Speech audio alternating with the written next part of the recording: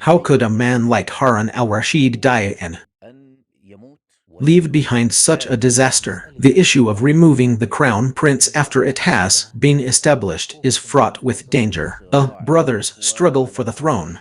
Harun al-Rashid saw in Abdullah al-Mamun, the elder, that he was more deserving of the caliphate and more capable of it than Muhammad al-Amin was a catastrophe that cost the nation dearly. The Abbasid Caliphate witnessed many instances of removing the crown prince.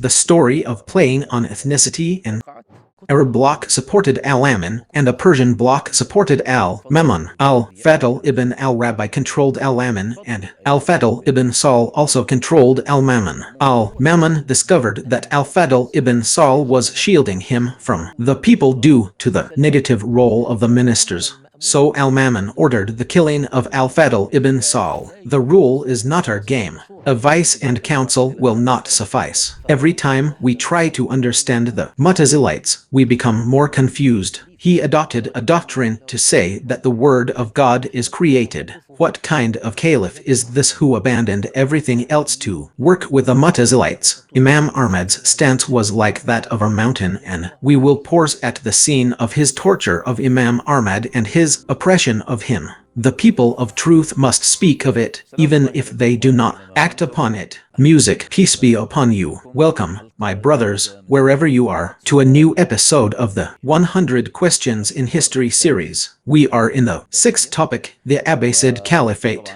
and we have reached episode 30. At which question did we stop? We stopped at question 57, which will be answered by Professor Muhammad Al-Harni, a regular guest on this series. Welcome, Professor Muhammad. May God bless you, Mr. Al-Harith. Welcome, Professor Muhammad. Ready for question 57? We put our trust in God. The Abbasid journey is indeed a long, fascinating, and complex one. Question 57. Professor Muhammad asks how a man like Harun al-Rashid could die and leave behind such a legacy. It is a disaster, a conflict between brothers over the throne. If we were to call it the truth, it cost the nation dearly. It would have been better and more appropriate for the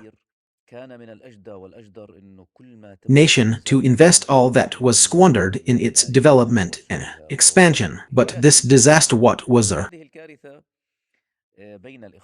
بين الأمين والمأمون نريد أن نتعرف عليها أستاذ محمد nature of the conflict between al-Amin and al-Mamun? Professor Muhammad, we want to understand it. What was the nature of this crisis that occurred between al-Amin and al-Mamun? Who was truly in the right and most دور الوزراء السلبي في الحالة اللي صارت احنا بنعرف إنه الفضل ابن الربيع كان يسيطر على الأمين والفضل أيضا بن سهل كان يسيطر على المأمون في الدرجة الأولى. Importantly, as you study the events that transpired between them, what was the negative role of the ministers in the situation? We know that al-Fadl ibn al-Rabi controlled al-Amin, and al-Fadl ibn Saul also controlled al-Mamun to a greater degree. This minister was not easy or simple, and neither was he. What caught my attention was how they used ethnicity to fuel the conflict between them. So, Professor Muhammad, in the name of God, the most gracious, the most merciful, and peace and blessings be upon the messenger of God, his family, his companions, and those who follow him, we begin where we left off last time. This is what the brilliant Professor Dr. Walid Saif called the Sultan's predicament.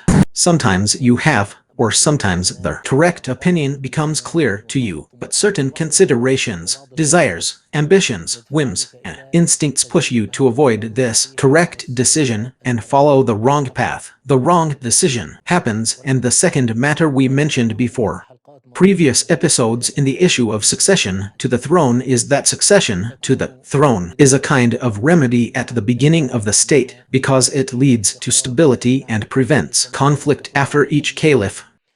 But in the middle of the state and at the end of the state it becomes a problem because it leads to or takes the position to someone who was not qualified.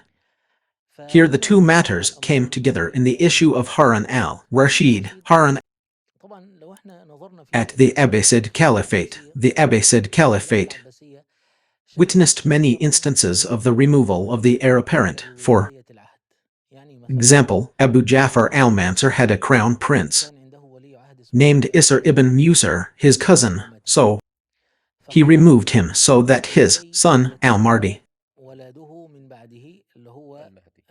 Muhammad ibn Abdullah al-Mahdi, could succeed him. Muhammad ibn Abdullah al-Mahdi also removed Isr ibn Musa so that his sons, Musar al-Hadi and Harun al-Rashid, could succeed him. Musar al-Hadi, when he first came to power, also wanted to remove his brother Harun al-Rashid from the line of succession and give it to his own son. However, he died early, meaning he only reigned for about a year and 3 months. When Harun al-Rashid came to power, he hadn't yet had any children. He was in his early 20s, I think, 24 or 25, something like that. On the night he became caliph, his eldest son, Abdullah al-Mamun, was born to him. He was born to a Persian concubine. A few days later, his son Muhammad, nicknamed Al-Amin, was born to him. This Muhammad was from his Arab wife, Zubaydah, a descendant of the Abbasid Hashemite clan. So, who was older, Abdullah al-Mamun, and who was younger, Muhammad? They were still young, so it wasn't possible to appoint them as heirs while they were still only months or days old. The matter of succession was delayed. Because of this delay, some Abbasid princes began to aspire to be heirs themselves. We were in a period where the children were young and the succession hadn't been determined yet. So Harun al-Rashid, to prevent these ambitions from turning into conflicts, quickly appointed his own son as heir. But who would he appoint? We had Abdullah al-Mamun, who was 5 years and a few days old, and Al-Amin, who was also 5 years and a few days old. So there were 2 groups. Sheikh Murad al-Amin's mother was Zubaydah bint Ja'far, the daughter of Abu Ja'far al-Mansur. Zubaydah bint Ja'far, granddaughter of Abu Ja'far. Yes, she is Zainab bint Ja'far ibn Abdullah ibn Muhammad ibn Ali ibn Abdullah ibn Abers. She was his favorite and close wife, a woman of intellect, wisdom, and beauty. I mean, a personality with influence over al-Rashid. Yes, and the issue of women's influence is something that cannot be dismissed. I mean, every wife of the ruler, yes, the ruler, and other than the ruler, I mean, the wife who is beloved by her husband undoubtedly has an influence on him. I mean, okay, so she was his favorite wife, and behind her were the Arab Abbasids who wanted the succession to be from Muhammad, because Muhammad was an Abbasid on his father's side and on his mother's side. His father was Harun and his mother was Zubaydah, his cousin. So, the caliph would be Arab. Yes, well, the palace also had a Persian bloc, the most important of which were the Barmakids, of course, and these wanted the crown prince to be from Al-Mamun, because his mother was a Persian concubine. So, at least half of the caliph was from Al-Mamun. Who was he? He is a Persian, and that is why they loved Al-Mamun. They used to say, the son of the Prophet, the cousin of the Prophet, and the son of our sister. So, the Persian group loved that the matter would go to Al-Mamun. So, the important thing is, but of course you are talking about 5 years. 5 years in which it is not possible to compare the personalities of Al-Amin and Al-Mamun. They are still young children. So that was the influence of Zubaydah and the influence of the Abbasids, which was stronger than the influence of the Persians. So, who was the heir apparent? Although Muhammad was the youngest of Tayyib's sons, things had progressed and the children's worth had become apparent. Nobility, Inherent qualities and characteristics had emerged. Harun al-Rashid saw in Abdullah al-Mamun the elder that he was more deserving of the caliphate and more capable than Muhammad al-Amin. However, the matter of removing the heir apparent after it had been established was fraught with danger. The idea of removing the heir apparent always caused problems, starting with al-Walid ibn Yazid in the Umayyad state, and there were always tensions. Therefore, in his poetry he said, I truly see that this one is more deserving, but I cannot say it. The truth has become clear to me, but I have been overcome by the matter that was most decisive. How can milk be returned to the udder after it has been divided and plundered? The decision has slipped from my grasp. So he saw in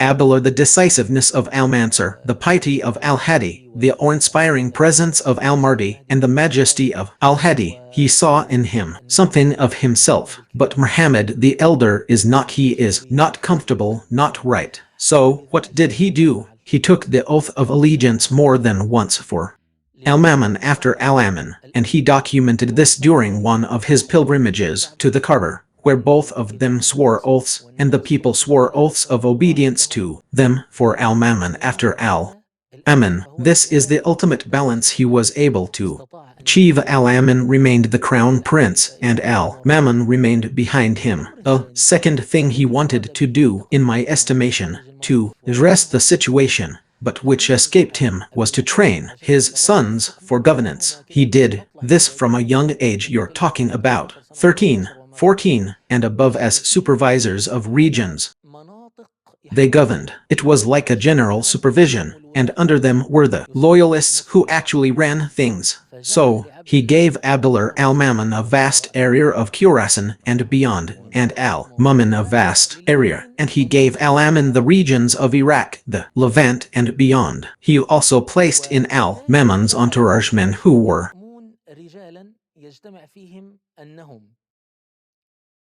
experienced and skilled in warfare, because Khurasan was a region with a number of uprisings, while the Levant and Egypt were not as prone to such events. Khurasan was a frontier region, but the Levant and Egypt were not. So it was natural for al-Mamun to surround himself with people capable of managing these confrontations, while al-Amin's entourage lacked such men. Zubaydah, upon hearing this, told him, you have wronged your son Muhammad by removing him from the command and sending a force of men. He replied, Khorasan is a frontier region and requires men like these. Ultimately, we fear for Abdullah because of your son, not because of Abdullah. We fear your son because of Abdullah, not because of Abdullah. I mean, I'm not afraid that Abdullah will cause problems. I'm afraid that Muhammad will. He recounted this, his heart telling him what he felt. It was reported from him. Yes, it was reported from him. So what happened? He was finished. Years later, he designated his third son as his successor and named him al-Mu'tamin, whose real name was al-Qasim. But he was indifferent to power. He was lost in the battle that took place between al-Amin and al-Mamun. After that, and yes, he was indeed ascetic, he didn't cling to his position. But what happened here is that Harun al-Rashid, in one of his armies, led it from Baghdad to Khorasan to quell a rebellion in Samarkand. It was led by a man named Rafi ibn al-Layth, who died in the city of Tus, which is now Mashhad in Iran. Yes, al-Rashid died. When he died, his will stipulated that if he were to die, this army, with its men and soldiers, should go to al-Mamun to confront this revolution or rebellion. When al-Fadl ibn al-Rabi, who was in Harun al-Rashid's ministry and was from the Arab faction aligned with al-Amin, died. What did they do? They had another plan. One of the most prominent steps of this plan was for this army to return to Baghdad, disobeying al-Rashid's will to advance to al-Mamun. Because this was the main army had this force under his command, then we would be increasing al-Mamun's power. So,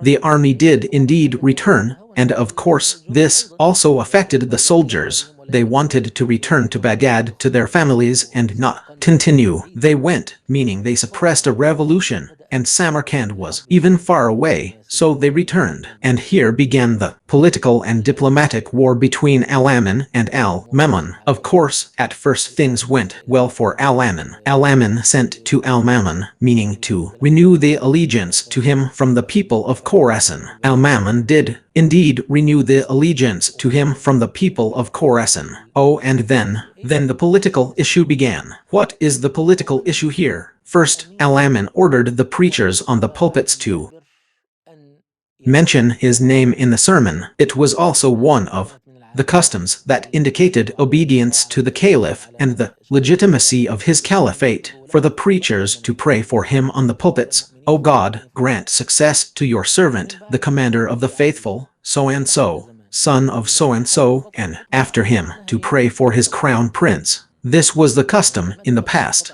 and if someone interrupted the sermon, what did that mean? One of the signs of rebellion is the interruption of the sermon, or signs of defiance against the caliph. He ordered the preachers to pray in the pulpits for him, his son, after him, and then al-Mamun. Yes, this is something that is not agreed upon. Of course, this is something that is not agreed upon. Plus, this directed by the minister. Here are the detailed steps. You will find some who say that it was directed by the minister, and others who say that it was one of al-Mamun's opinions, one of al-Amin's opinions. But we cannot know for certain. But al-Fadl ibn al-Rabi, who was in al-Mamun's entourage, was a debater with al-Fadl ibn Saul. Al-Fadl ibn al-Rabi was in al-Amin's entourage. Yes, a debater with al-Fadl ibn Saul in al-Mamun's entourage. Yes, and this one is Arab and this one is Persian. Okay, so this was the first issue. The second issue is that he dismissed his brother al-Qasim from the governorship of Al-Jazeera. So the man was the second crown prince. Now we have al-Amin as crown prince, and after him al-Mamun, and after them al-Qasim.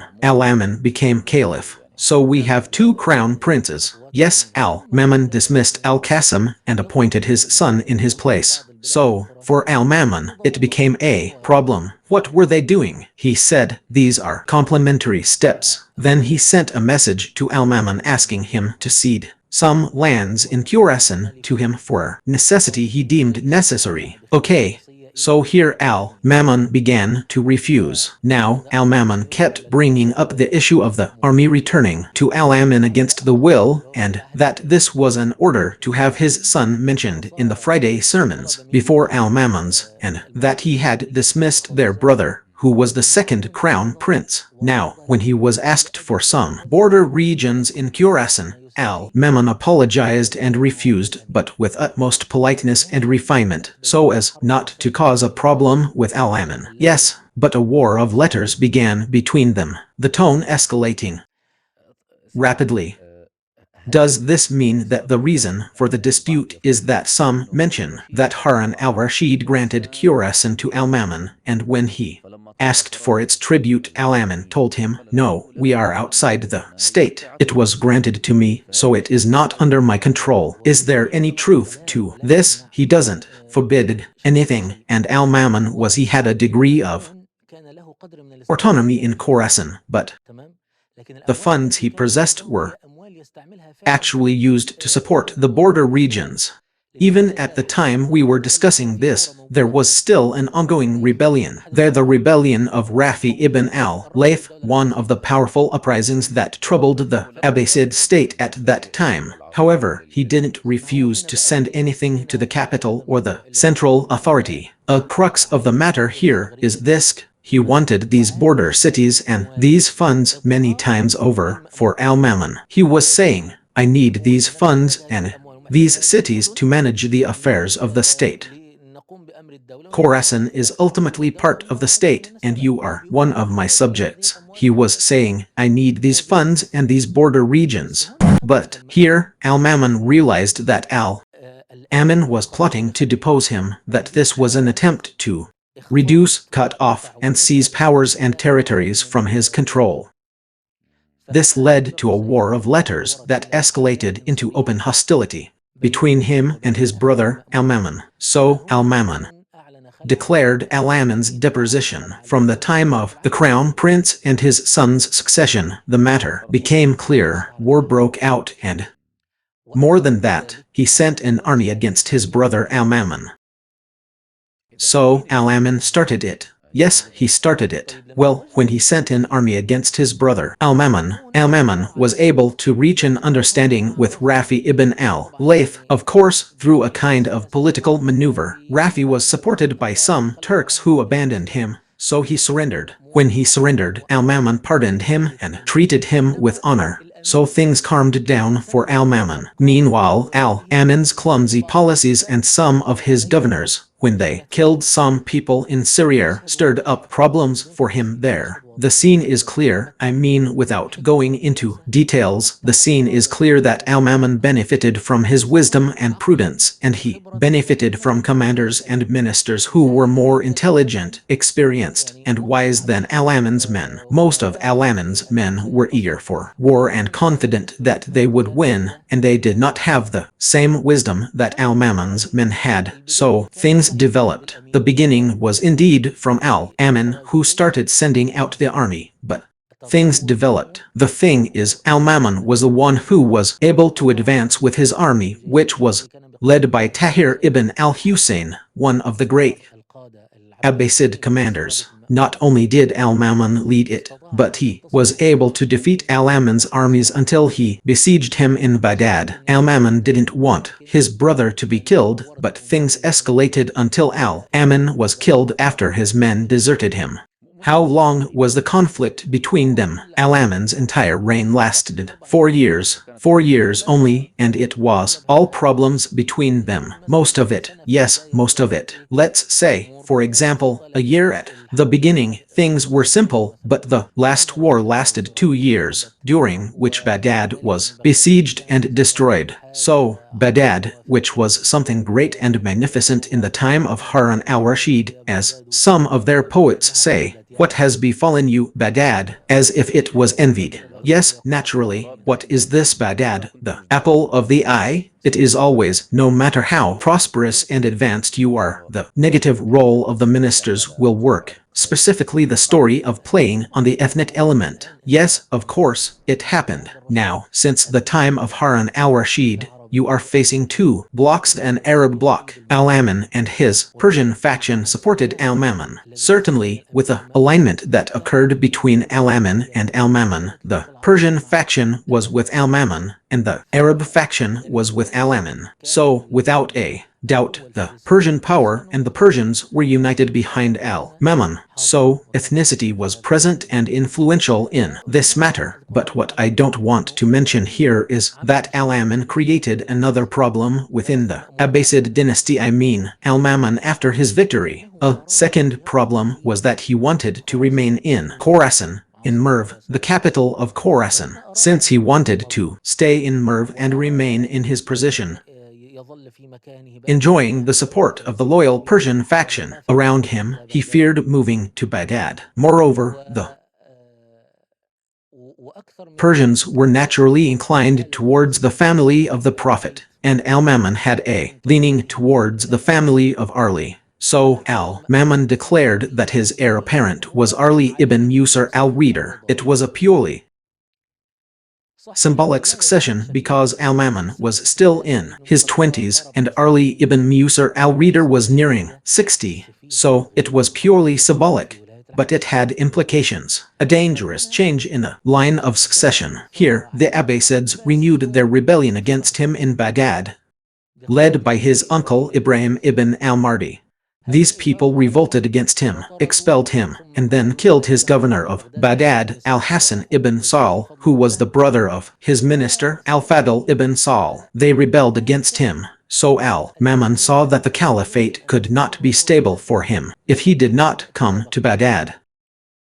Now the Abbasids had two problems of Baghdad. The capital had changed, the Persian bloc. Although it was true that there was a bloc, there were also Arabs in the caliph's entourage. Now the also Ali ibn Musar al-Reader. So the matter was going after al-Mamun to the Alawites. So if al-Fadl ibn Saul were to kill al-Mamun now, who would the caliphate be with? The Alawites, Umar. Here, al-Mamun decided to march with his main army to Baghdad, partly to quell this rebellion, and partly to reassert his authority and establish himself in Baghdad. On the way, Ali ibn Musar al-Reader died. Some say he died a natural death, while others say al-Mamun poisoned him because he couldn't remove him from the line of succession again and to appease the Abbasids. God knows best. You can't be certain about the killing. In my opinion, when al-Mamun entered Baghdad, he said, "That's it, folks, the crown prince you didn't want is dead. I'm not in Marwar anymore, I'm in Baghdad now." The line of succession remained with the Abbasids. He dealt with the rebellion in a way that combined severity with leniency. Even when he later arrested Ibrahim ibn al-Mahdi, he pardoned him and didn't kill him. This is when the caliphate began to stabilize. Again, starting in the year 204 H. Mamun died and al-Amin died in 198 H. We are in the same place as his friend. We stayed for 4 years, 204 R, or maybe 6 years, until 204 H. Al-Mamun began to settle in Baghdad. I think he met al-Fadl ibn al-Rabi. He killed al-Fadl ibn Saul. You mean al-Fadl ibn al-Rabi, who was al-Amin's minister? Yes, al-Amin's minister. He met him, I think, and reprimanded him, and he apologized to him, something like that. I forget the story. And of course, this was I mean. But, by the way, the most important thing is that al-Mamun discovered that al-Fadl ibn Saul was keeping him away from the people, and that more than one thing had happened, including the killing of the great commander Harthamar ibn Iyan, who was one of al-Mamun's most loyal commanders. And I mean, he was found out about him. So al-Mamun ordered the killing of al-Fadl ibn Saul, his minister, after he realized that the rule was no longer a game, and he discovered that al-Fadl ibn Saul was indeed controlling him and directing him, meaning that advice and counsel were not enough to save him. So, what I mean is, when you go to the Abbasids, there's al-Fadl ibn Saul. Ali ibn Musar al-Reader died and I came to Baghdad, so things settled down. As for his story with al-Fadl ibn al-Rabi, yes, he met him, but I forget. Now, what happened between them? I mean, I think he apologized to him, something like that, and then he denied it. Yes, maybe. I don't really remember. So, what's the conclusion of the conflict between al-Amin and al-Mamun? The truth is with al-Mamun. Yes, if we, as researchers, wanted to classify or judge, then the truth is with al-Mamun. Yes, al-Amin was the one who started it. Al-Amin was the one who initiated some of the actions that provoked al-Mamun. Glory be to God. And some people defend al-Amin, saying that he knew from the beginning that his authority was limited and that he had the right to seize power. I mean, if you want to defend al-Amin, you'll find some arguments for him. But the worst thing about al-Amin was his men, or rather, the worst thing about al-Amin was his men, and that he initiated evil and didn't take peaceful or diplomatic methods. And he didn't have someone like Tahir ibn al-Hussein, for example. Yes, okay, thank you. That was question 57. Okay, now what happened? Our question, number 58, now concerns a person named al-Mamun. Yes, this is al-Mamun. Now we want to focus on this figure about whom much has been said regarding understanding his character. This figure is associated with the zenith, or rather the peak, of the Abbasid Caliphate. During his time, the House of Wisdom reached its zenith. The attention given to scholars, the state's cultural development, it was at its peak. The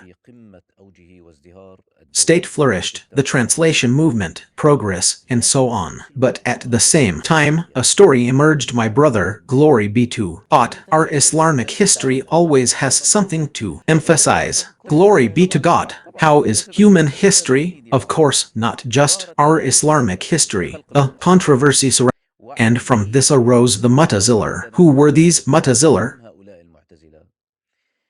Why did al-Mamun side with them to the point that he tried, or rather, he forced people to accept the doctrine of the createdness of the Quran, thus adopting this idea, and even in his will, when he died, he instructed al-Mu'tasim to continue this practice. The idea, even though his will, my brother, is beautiful to read, meaning it contains many refined meanings, is that there is still insistence on the idea of adopting this Mu'tazilite ideology. And as usual, of course, it's a problem that drained the nation and caused it to lose a lot. Al-Mamun, was he really convinced by the Mu'tazilite thought? Because some people have a strange opinion, I know if you've heard of it or not, that al-Mamun wasn't convinced by the Mu'tazilite thought, but that the general circumstances made him go along with them and go along with them just to get by. This is something out of tune. That's what I heard from one of the great historians. Tell me, by God, from investigation and research, al-Mamun was not a Mu'tazilite. He wasn't convinced by their thought. I didn't delve into the subject,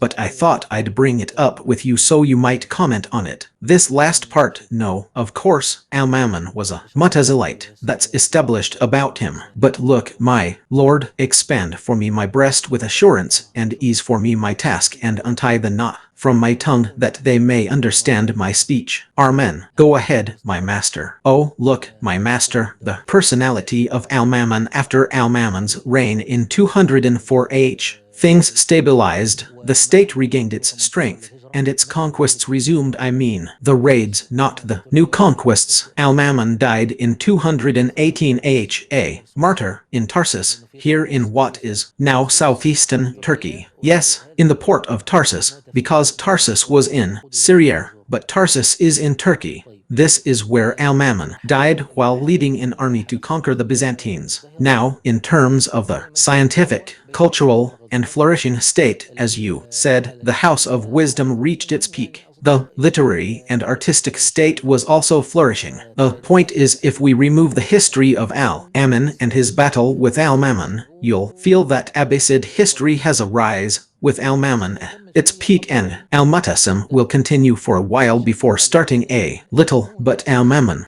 was undoubtedly a strong caliph, and he himself was a scholar, a very learned man. He was cultured, very intelligent, and cared for his subjects. He is keen on its interests. You're talking about an important and powerful figure. Okay, but al-Mamun has a problem. This problem is a rhetorical one. Within the Islamic context, I mean, from the outside, from the perspective of Muslims, al-Mamun is one of their pinnacles.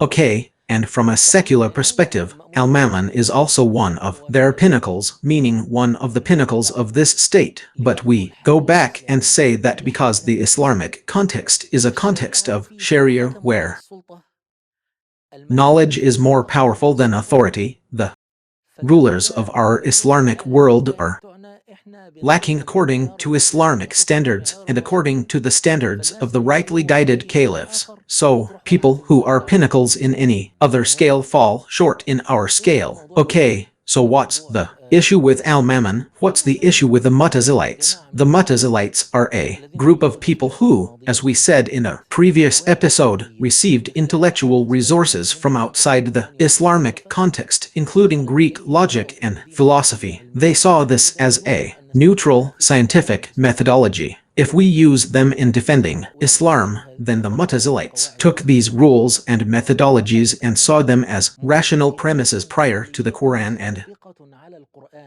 Sunnah. Or what does that mean? He means he's saying, I'm going to talk to someone who isn't Christian, not Muslim, Christian, Jewish, pagan, Sabin, anyone, someone who doesn't believe in the Quran or the Sunnah. So I have to start with a logical, rational introduction, right? This sounds right, but in reality it's not. The Quran and Sunnah contain the rational logic that God uses to demonstrate the truth. You don't need to bring logical, rational from another civilization or culture to replace the logic of the Quran and Sunnah in proving the truth. But when the Mu'tazilites were impressed by Greek logic, they gained a cultural resource besides the Quran and Sunnah.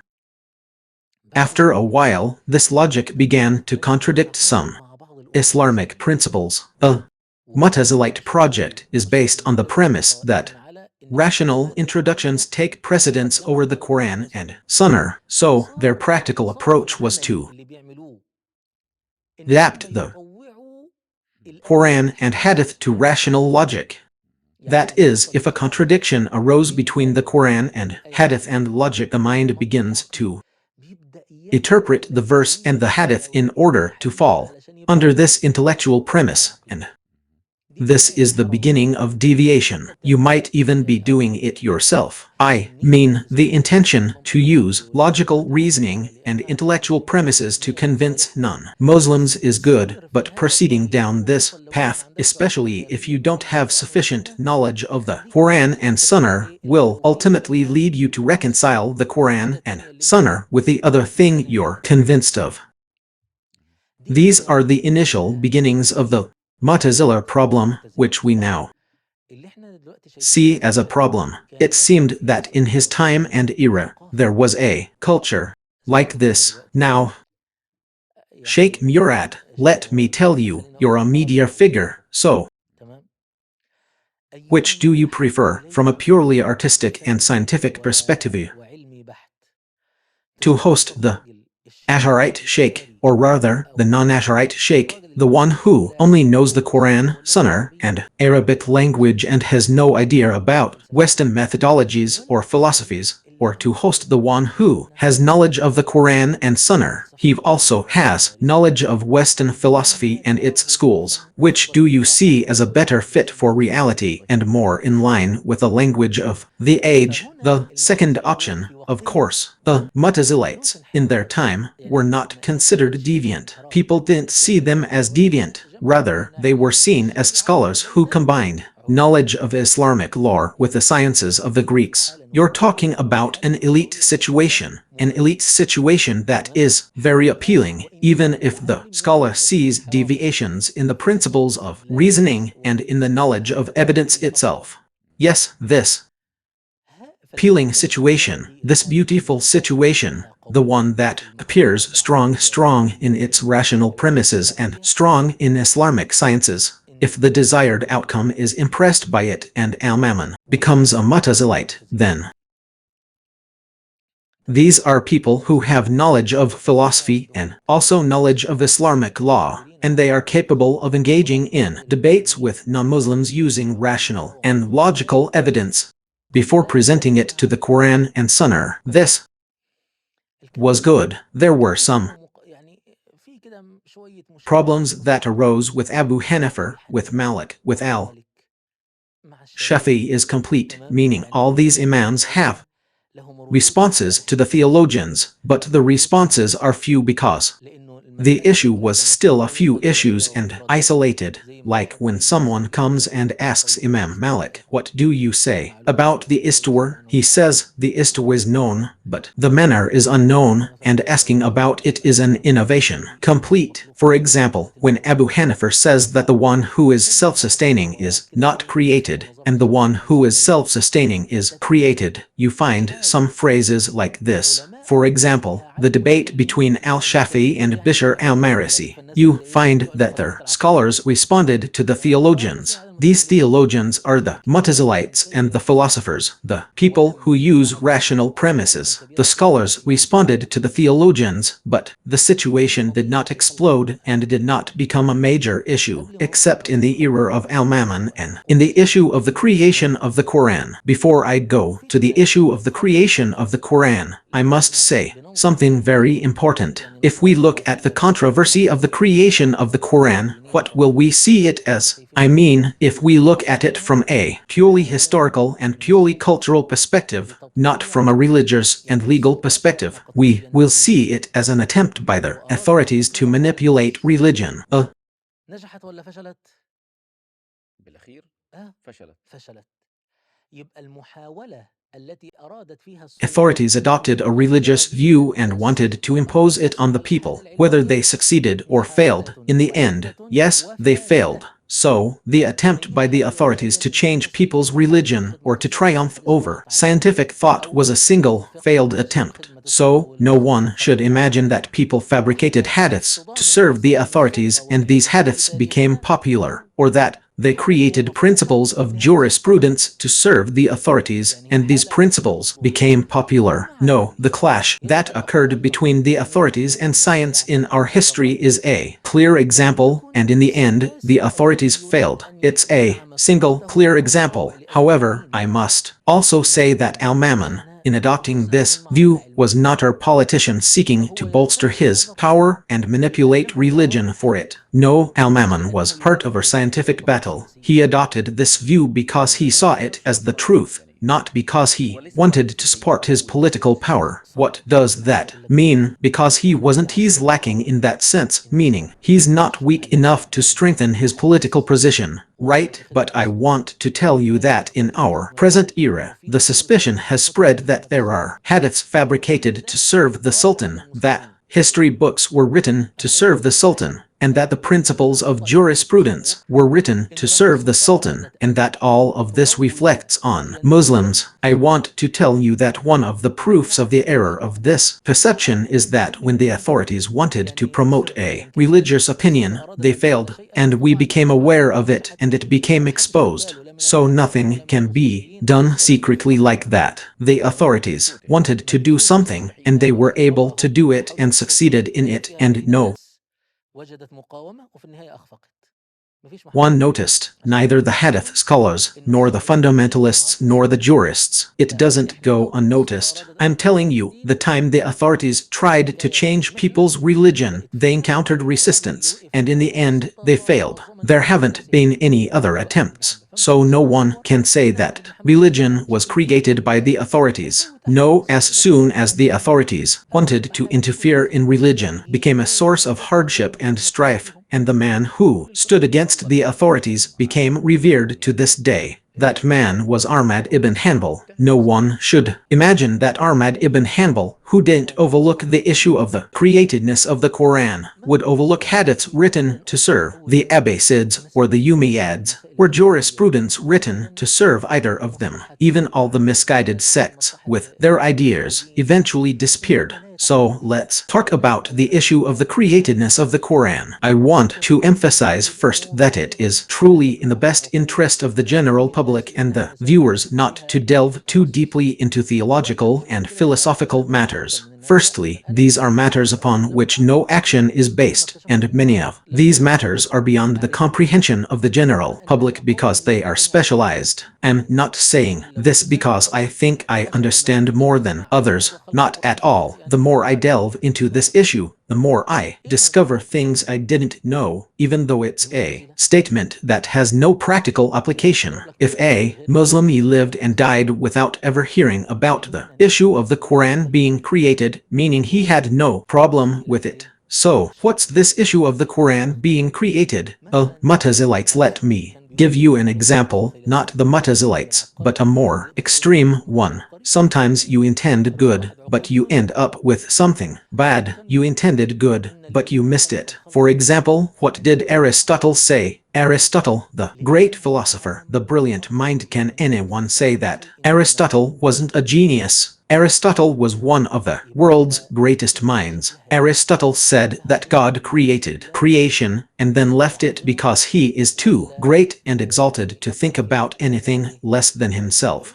So, what does this statement sound like? Does it sound like Aristotle exalting and glorifying God, or does it sound like he's attacking him? What does it sound like? Exalting, glorifying? Let me tell you, his work is like a clock, like a clockmaker. He sets the clock and its rules and leaves it running. He doesn't think about it. Well, for us Muslims, this statement is an attack on God because he doesn't manage things. Do you understand? We Muslims don't accept Aristotle's exaltation of God because this what Aristotle sees as transcendence is, in our view, a kind of slander, because God, may he be blessed and exalted, manages affairs. He directs matters, meaning he has mercy on people, nor anything moist or dry, but that it is in a record. So, you must be careful in the intellectual sphere. The intellectual sphere may intend good and err. They intended good and erred. The Mu'tazilites. Yes, I see that they intended good and erred. After that, what do? We hold on to each one because sometimes when a person goes astray, he continues in his error out of stubbornness. Yes, the original intention was to support Islam, but then he might adopt misguided principles, and these principles begin to develop themselves, or they might lead him astray. Yes, for example, Ali ibn Abi Talib, do we love him or not? The Prophet said to him, none but a believer loves you.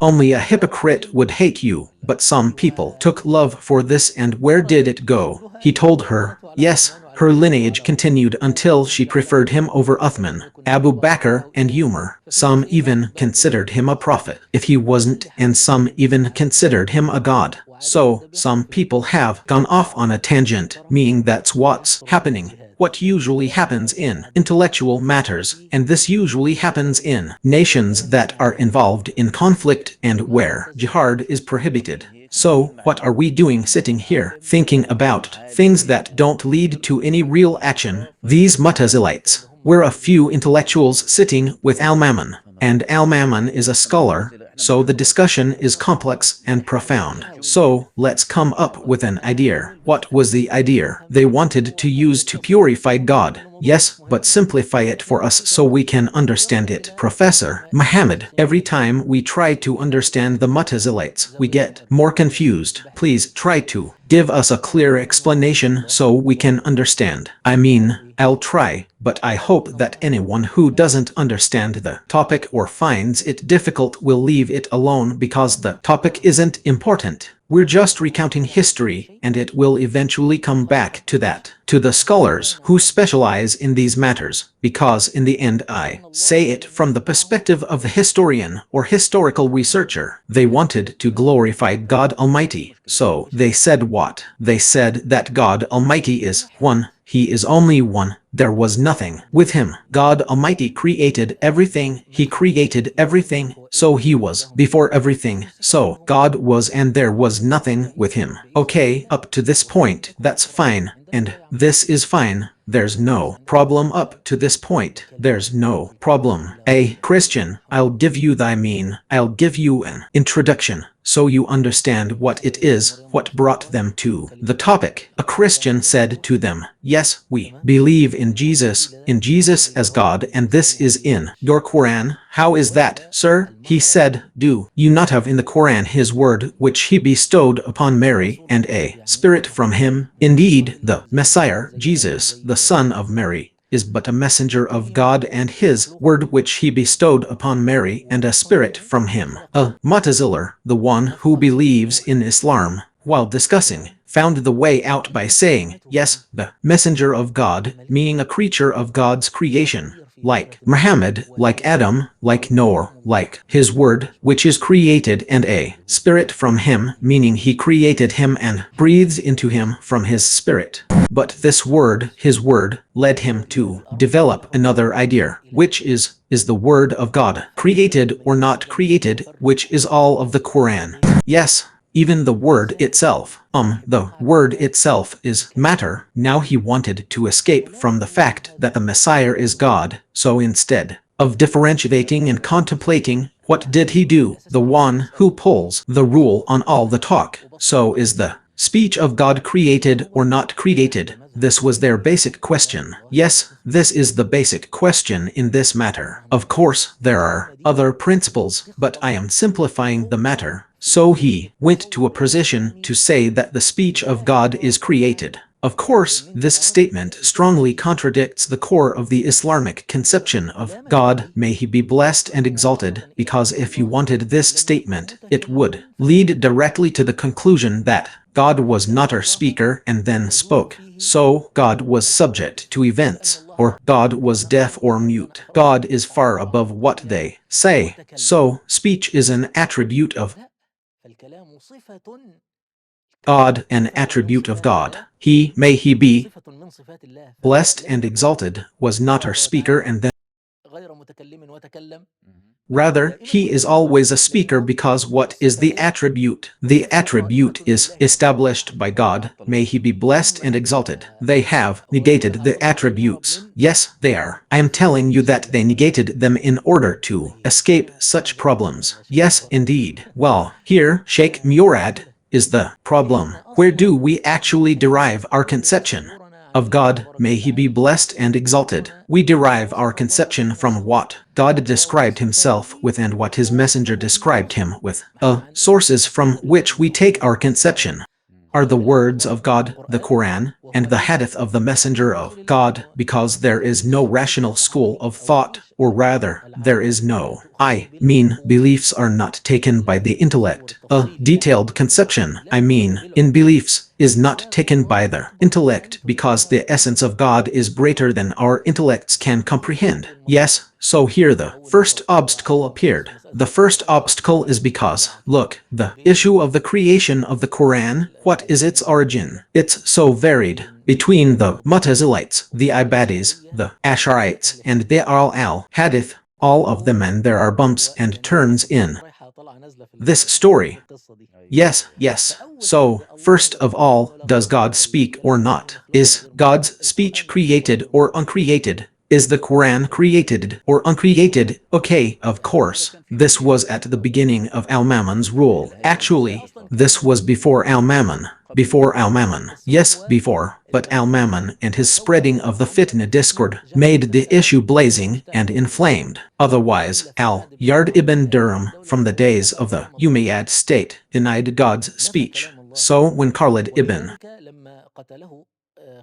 Yazid al-Kasri killed him, he said, I am killing al-Yard ibn Durham because he claims that God did not speak to Moses directly. So, when he denied God's speech, he contradicted the verse, he contradicted the clear Quranic verse. Okay, but where was Al-Mamun and Wasl ibn Artar? Where are we in all this? Wasl ibn Artar was one of the first Mu'tazilites, the one who withdrew from Wasl, so they called the Mu'tazilah the beginning of the verse, the intellectual matters, and this was also present in the Umayyad state. Ibn Artar arrived in the Umayyad state, but all of these are matters on the banks of the river. From there came the first beginnings. Now, when we are dating the sects, we say Yard ibn Durham, we say Wasl ibn Artar, he led us astray. But these ideas developed among some elites and in some regions, and as I told you, the scholars Abu Hanifa and Malik had their responses, and Shafi had his. Yes, but the crisis occurred during Al-Mamun's reign regarding the issue of the creation of the Quran. So, let's pray for the Prophet. O God, bless our Master Muhammad. So, now we have the first obstacle that the word of God is created. Now we come to my obstacle, that God, blessed and exalted is He, described this Quran as newly revealed. What comes to them of reminder from their Lord is newly revealed. Now, everyone has embraced an idea. Come and find evidence for it from the verses of the Quran and the Sunnah. We want to strengthen our position, meaning with air, meaning, yes, so they said it is newly revealed, therefore it is newly revealed. It means created. Imam Ahmad used to say, no, it is not created, meaning that knowledge is created. We have another verse, God is the creator of everything. The Quran is something, so the Quran is created. He says to them, okay, and the wind that God described as destroying everything by the command of its Lord, did it destroy everything? Wording here refers to the specific, even if its apparent meaning is general. Or did it destroy only what its Lord willed? Yes, meaning it destroyed only the people of Ar, upon whom the wind was sent. Okay, let's move to another stage. Okay, the Quran that I write, the Quran that is written, the Mutazilites say, if I say that it is the letters and the sound, if I say that these are eternal, then I have challenged the oneness of God and said there are multiple eternal beings. Now, this man wants to exalt God, so he wants to say God existed and nothing else existed with him. You will come and tell me, no, God existed and speech existed with him, and this speech is letters and sounds, not her general meaning. So what are you saying? That there are multiple eternal beings. So you are against monotheism, meaning the speech of God in itself. The speech is not created, but it is not a general meaning, not a single meaning. No, this is the Quran, which is the speech of God, letters and sound.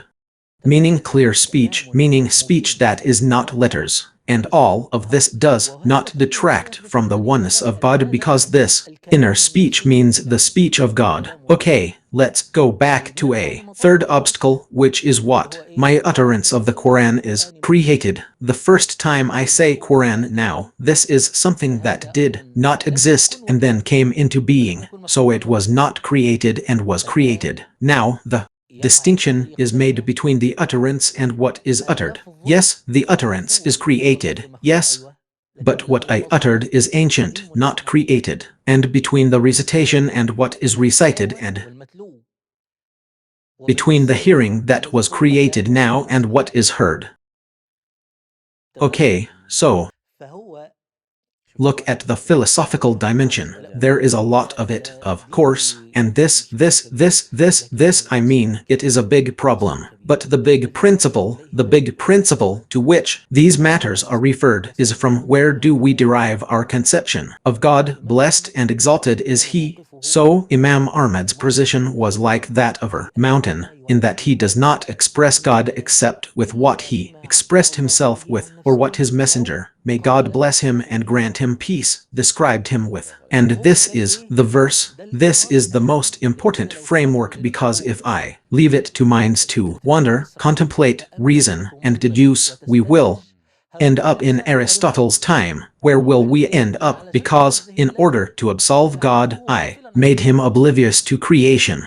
We made a clock and left it alone. We made a clock and left it alone. We built a train, put it on its tracks, and it started moving. So, the great principle that Imam Ahmad stood up to defend is the principle that we do not describe God, except as he described himself, or as his messenger, peace and blessings be upon him, described him. He was telling them clearly, is this something the messenger of God knew, or was he ignorant of?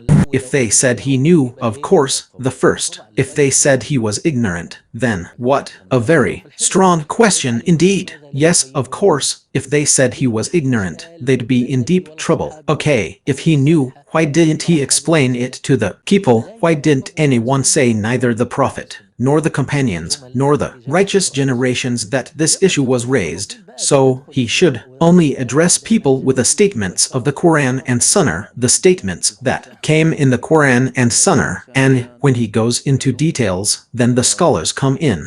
And I tell you, this is a field and a subject of lengthy discussion. Al-Mamun was in Khorasan for a long time, so his stay in Khorasan and the knowledge he acquired also influenced him or made him accept the idea. No, but take this: al-Mamun was raised in Baghdad and was under his father's care. This is the issue of Khorasan. Later, Baghdad became the capital of knowledge. No, Baghdad was the capital of knowledge, and al-Mamun was a jurist. When al-Mamun adopted this view, he did not do so to turn people away from the path of God. He adopted it because he saw in it the glorification of God, and he saw that those who did not agree with his view did not appreciate God as he should be appreciated, nor did they glorify him as he should be glorified. That is, he was carrying out a mission that he considered religious, not a matter of power, not a matter of rule, nor a matter of strengthening the caliph's authority over the hadith scholars or the jurists, as those who read history with a materialistic, authoritarian perspective claim. Al-Mamun saw this as the right and true path,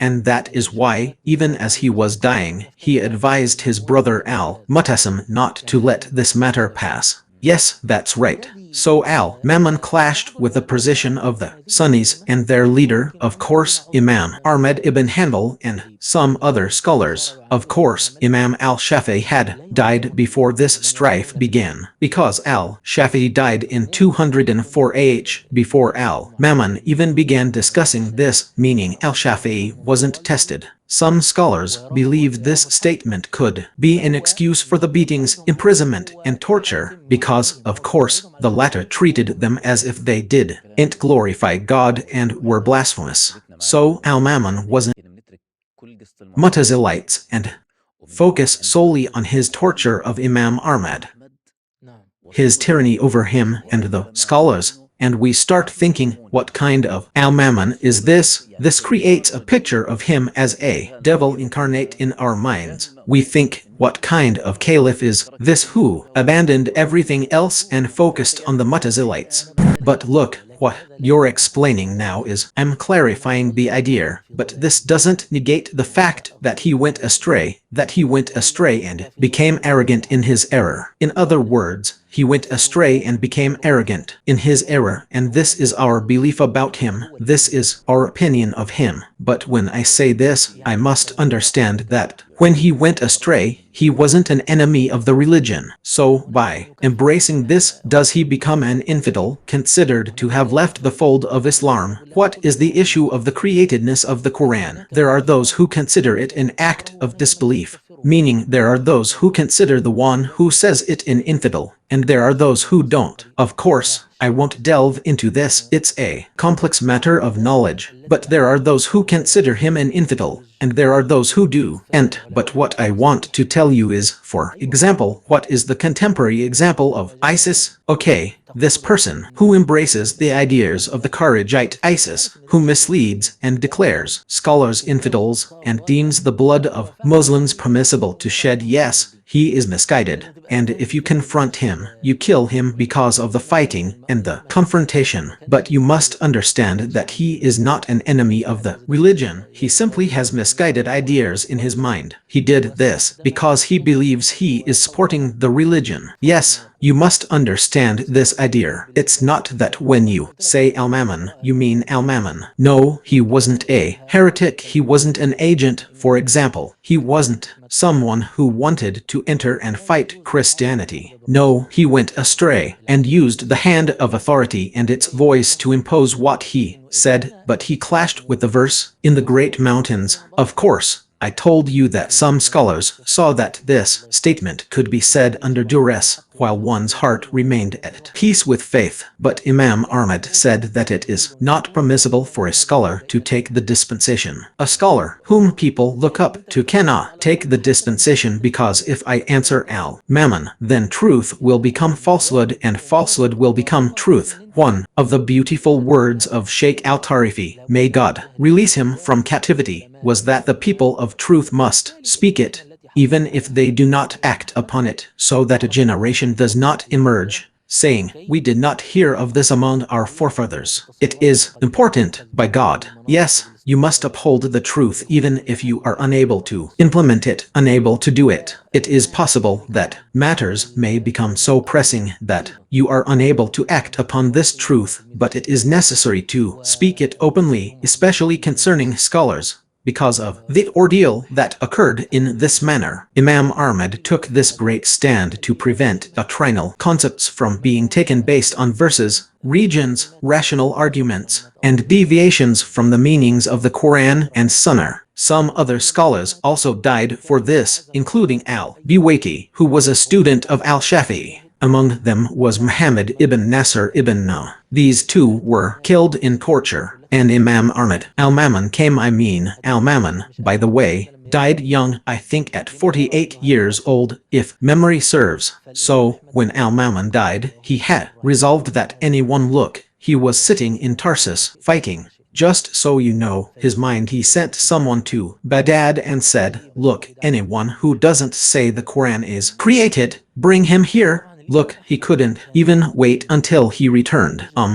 He didn't see that this was the truth. So, Imam Ahmad prayed against him, saying, O God, deceive this wicked man with your forbearance. O God, deal with him as you will and how you will. And that night news of al-Mammon's death came. Imam Ahmad's prayer was answered, and he died. Of course, Imam Ahmad saw that al-Mammon was a criminal in what he did, and although the ordeal of Imam Ahmad continued during the reign of al-Mu'tasim and during the reign of al-Watiq, he did not pray against them in this way, or perhaps he saw them as misguided to the point of being unable to distinguish between right and wrong. But al-Mammon saw him as having knowledge such that he could, al-Mu'tasim beat Imam Ahmad, tortured him, and imprisoned him. The book again. Oh my God, al-Rashid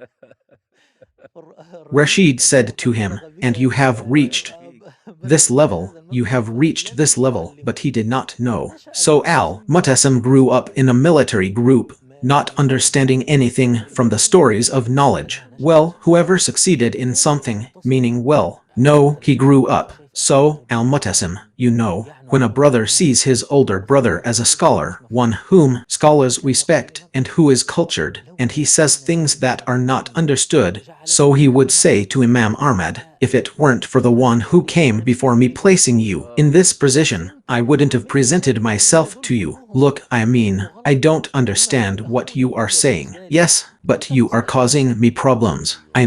All of them will be wrong, including my brother, who is a role model for me, and you are the one who is right. Yes, this is the story that al-Mu'tasim did not know, meaning he did not understand it and could not comprehend it, because al-Mu'tasim saw the scene, that this was against the caliphate and against the consensus of the scholars. Yes, but he released him in the end. Yes, he released him in the end, and then al-Watiq came and renewed the ordeal, but then al-Mutawakkil came and lifted the ordeal, and he was on. Yes, the doctrine of extremism and fanaticism is indeed present in al-Mutawakkil's view, but what I mean is the ordeal of the doctrine of the createdness of the Quran. If we are to learn from it, we learn from it clearly that the ruling authority was at the height of its power. You know, if the caliph had been weak, we would have been discussing this, but the ruling authority at the height of its power could not introduce anything into the fundamentals of the religion that did not belong to it. So let no one imagine that there were hadiths that circulated among the hadith scholars, or narrations that circulated among the jurists, or anything written to serve the ruling authority and then attributed to scholars. No, this is the lesson we are trying to learn. This is the most important point to examine the person of Al-Mamun and the Mu'tazilite school of thought. All this talk is not useful to us. Yes, it is not